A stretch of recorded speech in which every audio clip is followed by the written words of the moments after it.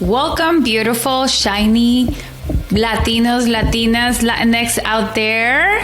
Hello, hello. Hola, mi amor. Hello. Hola. Welcome to Latinx YC, where we discuss all things related to U.S. politics from our perspective.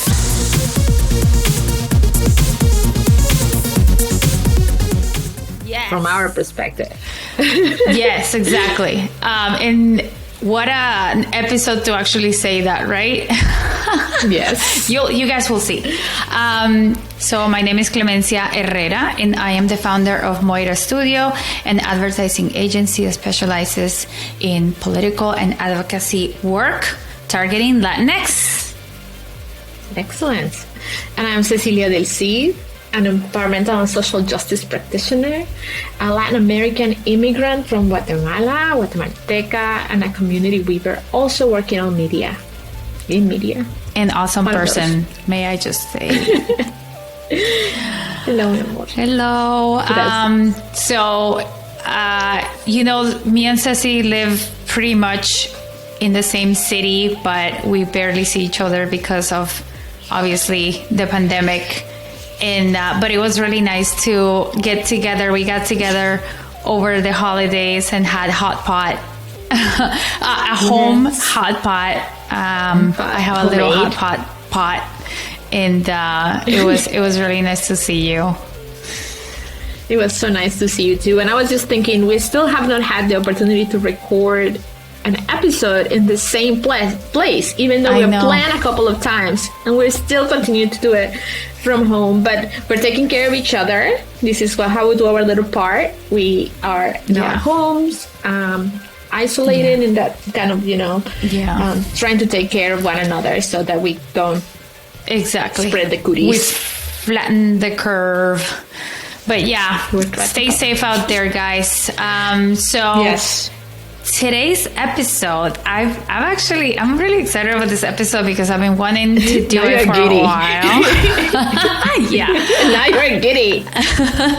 I've been wanting to do it for a while, and we've been talking about this for some time too. It's a very controversial topic, and even some of you listeners out there have expressed your opinions on social media. Love it. Please keep the comments coming.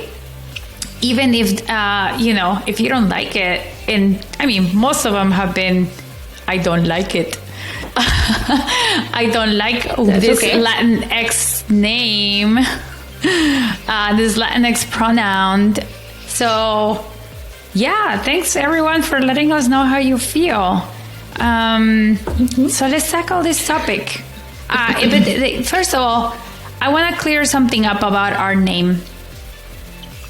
The Latinx YC, obviously, yes, there's an X in it. But the way that we wanted to do it was sort of a play on words. Because in Spanish, whenever you're saying to somebody like, oh, this person came over and, we're just talking like XYZ. That happens a lot in Spanish, right? Este man me vino y me dijo XYZ. Do it a lot. Sí. So this XYZ, XYZ is just like chatter, blah, blah, blah. So that's what we're playing. We're doing a play on words on that because we're just like talking our, heads off here. That's what we're doing. And then second, there's Latinx, and maybe there's Latin Y, and there's Latin Z. Yeah. Right.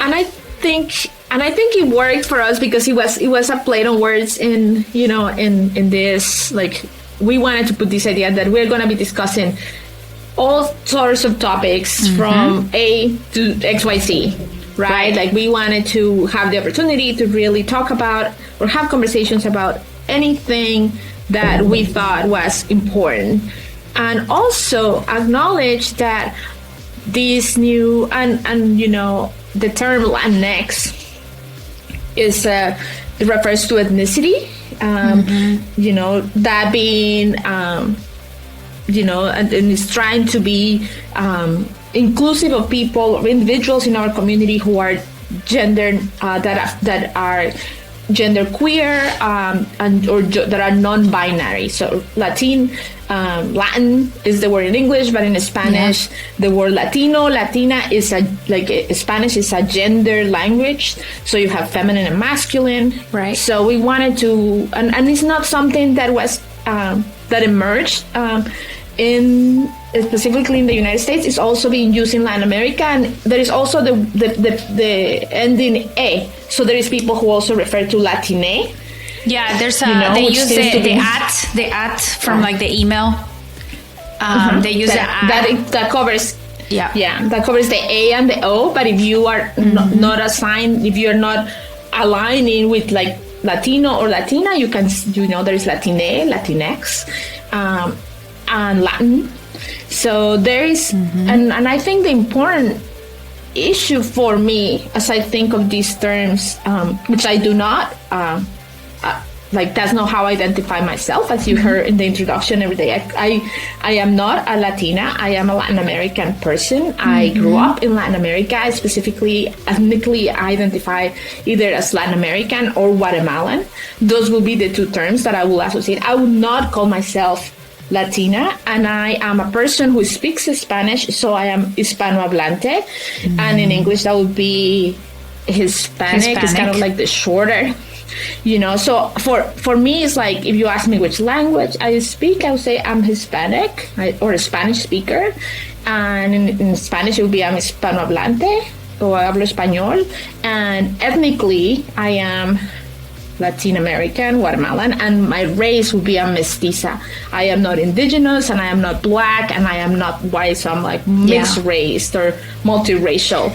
So Same. I think that's what I put down on the census. Yes. 2 years ago, I put down other, and I put mestiza because you mestiza. Didn't give me that option, census. Yes. And I think these terms have like obviously histories within the United States. That's what they have like being used. We are talking about them in the context of the United States and how they are being used for elections, for census, for how data gets aggregated. But I think there is a lot of confusion of why you use one over the others, or why certain people associate or affiliate with one, and there's resistance against some of these terms. And for me, at the end, is not unusual that terms change over time. One that I always think of for me is like when the term Mexicano, and then Chicano or Chicana, and then Mexican American, and then even now there's Chicanx, so these terms are all imperfect. They're all attempts at trying to give us a sense of a grouping so that we work within this system. Yeah. But I think that they will never be all compassing and all perfect. Yeah, and at the same time, I think this is very connected to that episode in which we were talking about, communicating to Latinos either in English or in Spanish, in which, we were talking about Spanglish and how people are like horrified by this. But at the same time, like this is the evolution of language. If we don't evolve with the times, like, I mean, I don't know, when the Spanish language was invented, it was like the Middle Ages or like even earlier. I know it was like way earlier. And it's just like, things have changed a lot. Yes. Things have changed a lot. And like hundreds of years have passed, and people have changed, and also the Spanish language came over to our countries, and it evolved even more. There's so many words that we Latin Americans have adapted from indigenous languages, like chancleta, like apapacho. There you go, apapacho or chucha or pecueca. These are all indigenous words, and we have adapted them to our Spanish language. So it's just an evolution. And obviously, as usual, and totally fine, totally normal, people are averse to change, and people are averse to things that are different, just because, humans are used to, living in this comfort zone, and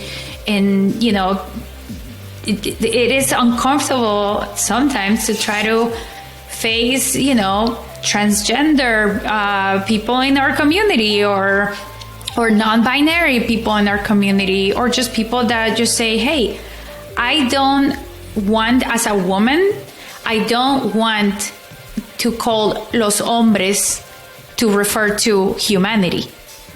Like just like simple as that. Like there's a whole half of the population that the plural in Spanish is male. Erases. It's a male, exactly. Yeah. So we're basically completely erased from our language, because the plural is a male gender. And yes, people may be like, oh yeah, well, that's the way it's always been. Why can't it just be different? Why can't it just evolve? Why can't it just change? Why can't it be more inclusive? Of course, if you're a male, then you're like, whoa, why does it need to change?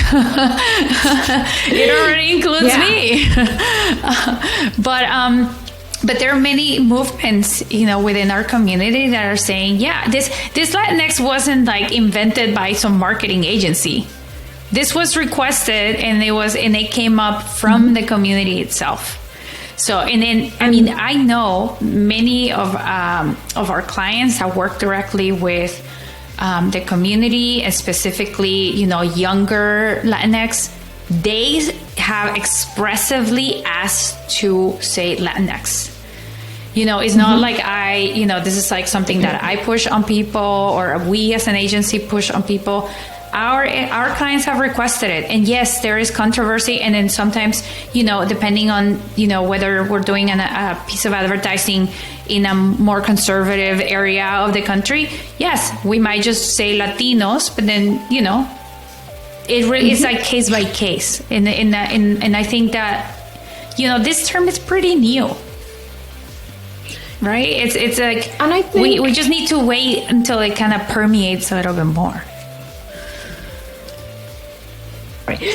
I think that you cover a lot of things, and I wanted to say that you are not only talking about evolution of language and how language changes over time as we, new information gets involved, but also the evolution of gender identity, evolution of ethnic identity, evolution of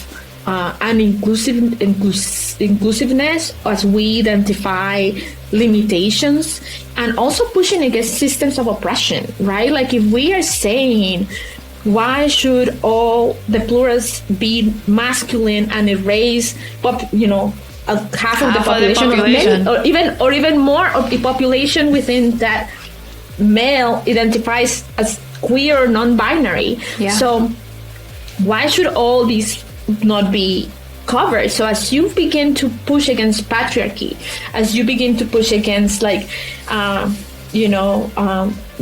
whiteness, like when we say, for example, the term Hispanic, some of the issues with it is you are not addressing the term, the colonization history, that many people don't come from speaking Spanish as their first language. For example, they have native languages. And you have many people in Guatemala speak Spanish as their second or third language. We've spoken about that. So then when you're calling someone, Hispano, they might be like, I don't speak Spanish. I am Maya Quiche, and I speak Quiche. So like, you can still be Latin American, coming from Guatemala, identifying yourself as part of the diaspora, that now lives from Latin America in the United States. But you are not a Spanish speaker. You are like indigenous language speaker, Nahuatl, Quechua, many others. Yeah. So those are limitations. So as you think through all these processes, you're trying to refine the terms and make the terms a little bit wider, a little bit more flexible. I think the issue is we all feel like, oh, why do we have to be so PC? Why do we have to try to accommodate anyone? Why can't you just you should be you should feel, I feel like a little bit like they tell our communities, like, you should be grateful enough, thankful enough that we're still giving you this one bucket. Just get under the umbrella. I definitely think, like, and I'm like, no. It's what I said. Like, the people that are pushing against it are the people that have no problem being identified that way because they're already included in this, in this pronoun. Like, their pronoun or the way that they're being identified is the strongest one. So it's like, if you're a guy, if you identify as a man, then of course you're not gonna have an issue with it because the pronouns work on your favor all the time. So but if you are in a certain community that you just don't feel like you fit into this bucket, then I think the conversation changes. I don't think that people are gonna be like, why do we have to be so PC? I think people are gonna be like, why can't you include me into this bucket? Like, why can't I be part of this community? Am I not part of this community too? And there is the issue of, like, asking a person for their pronouns, which a lot of people are like, why do we have to use this, like, you're she, he's he, why is this they or say or them? Like, I understand that it's challenging. As a non-English, as English as my second language, I mixed up pronouns all the time to this day after 20 years. I understand that. I mispronounce people. And when you do that, and even people I have friends who are transgender and I misgender them sometimes by using the wrong pronouns. I have to own that. I have to be accountable to my community for continue to learn. Is it difficult? Yes. Is it embarrassing in some moments? Yes. But you don't mean it. I know you. No, but what I'm saying, but do I believe that people... No, but sometimes I make a mistake. And then you know what? You acknowledge it. You hold yourself accountable and you move on. And most of my friends and most of the people that I know that are in the trans community are just like, that tells them that you are trying, that you can see that you made a mistake and that you're moving forward, and it's not a big deal. It's when you dig your heels and be like, I'm not going to apologize. Like, if I step over your toe, what happens if I walk by you and I step on your toe? The first thing people do is say, oh, I'm sorry. And if we can do that for stepping in someone's toes by mistake, why is it difficult for us to say, oh, I'm sorry, I didn't pronounce your name the right way. Oh, I didn't use the right ethnicity. Pronoun, I didn't use the right pronoun. Mm-hmm. Why is it difficult when we do it for little simple things? And I think it's because we have politicized these issues unnecessarily. Yeah. All these words are attempting to do is humanize our fellow neighbor. It also, I feel like this goes beyond, because there's, not only people are averse to change, but also, people are sort of used to living in this like homogeneous society, right? In which like everyone is sort of the same. They all do the same things. And like, that's what it used to be before, before we were a global, society. There were like smaller communities that all had the same religion. They all looked the same. They all did the same thing. They all lived in this. They all spoke the same language. And then as we started opening the, with the internet and just traveling, the planes, like there's so much technology that started to connect us. Then, everything started getting much more mixed and is not homogeneous anymore. And there's and it applies also to the Latino community. Back in our countries, we were the majority. We were the stronger, ethnic, the dominant culture. Exactly, dominant culture, and we were all homogeneous, and a lot of them, were Catholic. At least on my experience, growing up in Colombia, everyone was Catholic.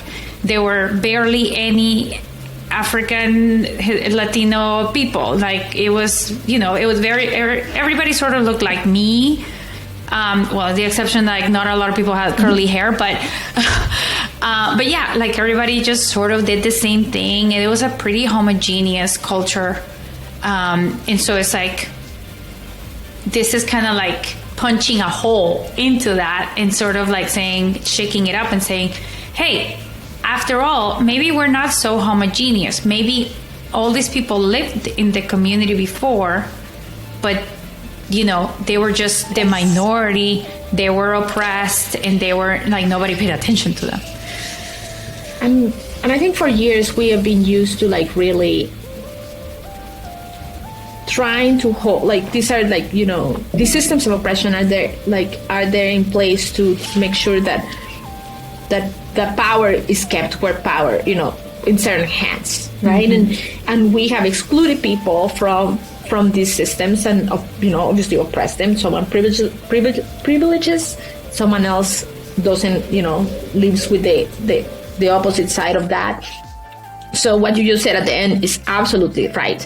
We might have looked homogeneous from the surface because everyone was trying to, you know, come closer to whiteness, come closer to maleness, come closer to whatever the power, where the power is, and whichever that identity is. So if you're in a Catholic or in a country that is minority, like Jewish, there's Jewish communities that for a long time didn't abandon their Judaism. They just faked it, and kept it hidden. There was Arabic communities. There's like, so if we want to really live in a democratic environment, what is it that we're looking for? We're looking to have the freedom to choose the religion you practice, the language you speak, the culture that you practice, to have the ability to connect to your roots and to bring them, to not have to be assimilated, but to be invited, to contribute them, to enrich the fabric of your new community, to bring all those things with you. So when we look back at our communities, we've already spoken many times of how diverse our community is. We come from very diverse countries, like a Uruguayan and a Chilean or an Argentinian and a Colombian are not. They have very, very few cultural traits that they share. And they're culturally very different and historically very different. So like we only not share the same. The language, really. Language. Like, or the continental, like, or that you belong to the same continent. But it's the same as saying that a Portuguese and a Dutch person are just very similar because they're all very European. And it's not true. No, not at all. And so we can create that distinction, you know, and when they come here, they consider themselves European and they can identify themselves with their country. Like, no one is, you know, I think that because we are in the same continent with the United States, we, meaning Latin America, there is a much more complex about the language. But we are complex. We have always been diverse. We have erased our indigenous communities, our Afro-descendant, our Asian communities, our Middle East, like, you know, there's many other Middle Eastern and other diasporas that have taken root and place for centuries in Latin America, and then now they're in the United States. So all these terms are just trying to create some breathing room, and they are not carved in stone. They are not meant to be, be all and all be all. Yeah. Whatever. Like a definitive. Yeah, you are correct. Yeah, I know that one either. We are. That's what Latinx YC felt so appropriate to me. Yeah. Because we are all those extra little things. Yeah. Like, we are X and we are Y and we are Z. Yeah. And it felt also to me, as like a play in these like XY, chromosomes, and how some of them are not like that. So to me, it felt like, I love that. It fit in many things, and it's like, you can X, you have a Y, and if you take the little, the little leg from the X, you end up with a Y, maybe you end up with a C. Like, I don't know, it just felt to me like it was a play on many things. It had, to me, many meanings, and I am glad that our, listeners are like, why I don't want to be called Latinx, and I respect that. If you are a person who identifies as Latino or Latina, we understand, or like, we support you. Be Latin. We support you. Yeah, but the thing is, like, we don't have to call everyone that. Like, we, you know, I don't know if you guys, I'm sure if you've been listening to this podcast, you know, other episodes, we always say from a Latino, Latina, and Latinx perspective. We're not trying to push the Latinx down your throat either. You know, we support you in however you want to be identified. I mean, I identify as a Latina. I think I'm more de este lado que del otro, to be honest. Like, I came here, I was 12. I wouldn't know how to live back in Colombia. So I am a Latina. I don't identify as a Latinx. But if you tell me, if you put me together in the Latinx group, like, I'm totally cool with it. And I was going to say that is the important thing. We've seen some articles that came recently about how very few people within, like, what a small percentage of the Latin American diaspora, Latin, you know, Latina, identifies, identify with the Latinx term. And I think that it's not surprising because it's usually a generational term. Younger Latinos or non-binary Latinos, like, you know, cisgender, Latin, identify with the term. But I think the most important part is that there was a Gallup poll that showed that at least 57% of the bloc didn't really care what you call them, as long as their needs and their political necessities or the policies that benefit the community were being advanced. So what you just said is, like, if you want to identify as Latin American, but if you want to call me Latina, if you want to call me Latinx, if you want to call me Latine, if you are going to put me under Hispanic, I mean, I don't like that one, but like, call me the voting, part of the second largest voting bloc in the United States after white voters. And are my needs being met? Are the needs of my community being met? That's what I care. So I think that is a strategy of, like, scared political candidates to be like, oh, you're going to put yourself in a bucket. That is not, you're saying you have to have enough nuance to understand who your voters are. Hopefully you will have a good team with you creating your messaging. But at the end is we and other blocks of voters of color don't really care about the labels as much as we care about are the issues being taken care of. Yeah, no, definitely. But at the same time, if you are trying to reach a younger demographic, let's just start. Let's not even talk about non-binary people. Let's talk about just like women. If you're saying Latinos, that's a male gendered pronoun. So you're saying you're just referring to the male part of the Latinx community. So as a woman, me personally, I would prefer that changed. We are part of this community as much, and I think we deserve to be included. Yes, all my life I grew up with that, and I thought that was like set in stone, and then somebody out there went and said, no, let's just like stir the pot, and I was like, hey, I'm liking this, like, pot stirring. I'm liking it. I support. And so as a woman, I'm like, let's look for some other way in which we can include Latinas in there without having to say Latinos, blah blah blah, like all this. I work in the world of 30 seconds. Yes. I make 30-second ads if we start naming everybody by their right pronouns or whatever, we're just not, it's going to take up the whole ad. So, it's something that we can use that would include everyone. Yes. I subscribe to that. And especially as a woman. I think that because you're saying, let's distort is interrupting the pattern of the dominance, right? Mm-hmm. You are interrupting that we're going to identify the majority by the male denomination. Yeah.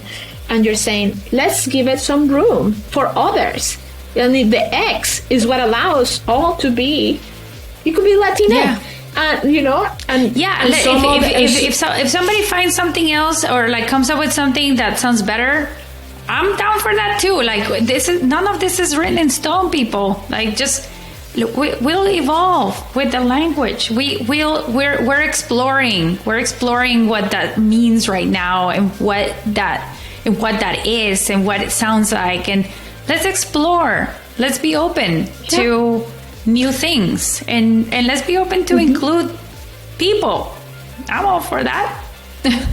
And to have a term that is more inclusive doesn't mean that we're losing what we already feel comfortable with.